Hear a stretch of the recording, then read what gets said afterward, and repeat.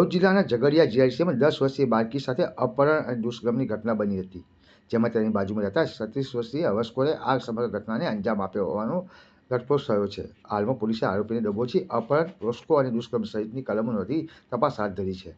Jhagadia GIDC વિસ્તારમાં મજૂરી કામ કરી પોતાનું જીવન નિર્વાહ ચલાવતા પરિવાર પર જાણે હાફ ફાટ્યું હોય તેવો કિસ્સો સામે આવ્યો છે. એમાં પોતાના મકાન નજીક રમી રહેલી માસૂમ 10 વર્ષીય બાળકીને તેની બાજુમાં જ રહેતા 36 વર્ષીય શખ્સે અપહરણ કરી મકાનની પાસે આવેલી ઊંચી દિવાલ પર કૂંચકી જાળીમાં લઈ ગયો હતો. ત્યાં નરાધમે તેને માર મારી તેની સાથે દુષ્કર્મ આચર્યું હતું. આ નરાધમની વિકૃતિ એટલી હદ વધી ગઈ હતી કે બાળકીના ગુપ્તાંગમાં ગંભીર ઇજાઓ પહોંચતા માસૂમ દર્દને કારણે કણસી રહી હતી. તેમ છતાં હવસખોરે ગયા વગર પોતાની હવસ સંતોષીને તેને લોહી લુહાણ હાલતમાં મૂકીને ભાગી ગયો હતો.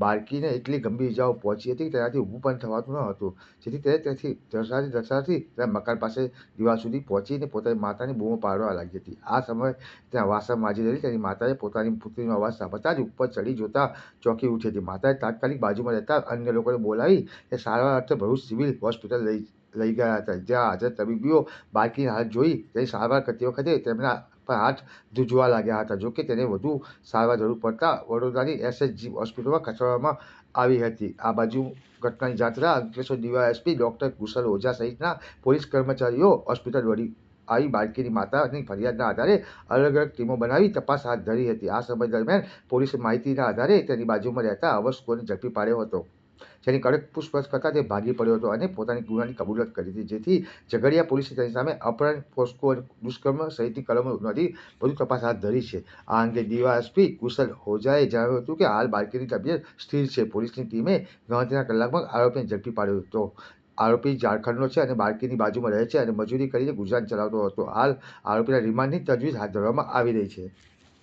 ગઈકાલ 16/12/2024 રોજ ઝઘડિયા જીઆઈડીસી પોલીસ સ્ટેશન વિસ્તારમાં એક 10 વર્ષની ઉંમર જેટલી બાળકી ઉપર દુષ્કર્મ, અપહરણ તથા પોક્સો મુજબનો ગુનોની ઘટના બનેલ, જેમાં પોલીસે તાત્કાલિક એક્શનમાં આવી બાળકીની ગંભીર ઇજાઓને ધ્યાનમાં લઈ બાળકીને તાત્કાલિક સઘન સારવાર મળી રહે તેના માટે પ્રયત્ન કરેલ તથા ડોક્ટરની ટીમ સાથે કોર્ડિનેટ કરી ભરૂચ સિવિલ ખાતે સારવાર માટે પ્રયત્નો હાથ ધરવામાં આવેલ.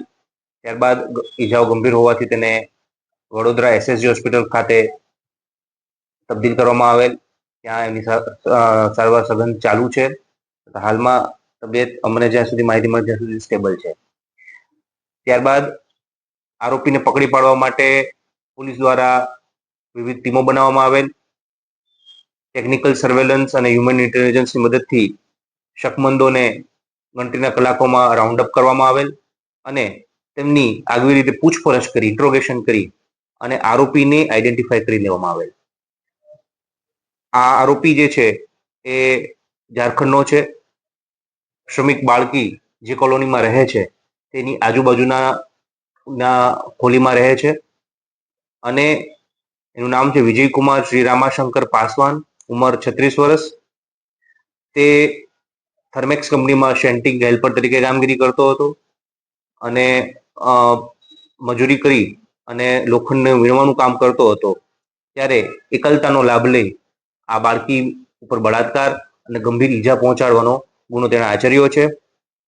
બાળકીને ગુપ્ત ભાગેથી ગંભીર ઈજાઓ થતી હતી, મોઢાના ભાગે પણ ઈજાઓ હતી, ખૂબ લોહી વહી ગયું હતું. તેવા સમયમાં તેને રેસ્ક્યુ કરી અત્યારે તેની હાલત ખૂબ સ્ટેબલ છે. પોલીસે BNS 137(1)B, 65(2) અને પોક્સો એક્ટની કલમ હેઠળ ગુનો દાખલ કરી હાલમાં તપાસ ચાલુ છે.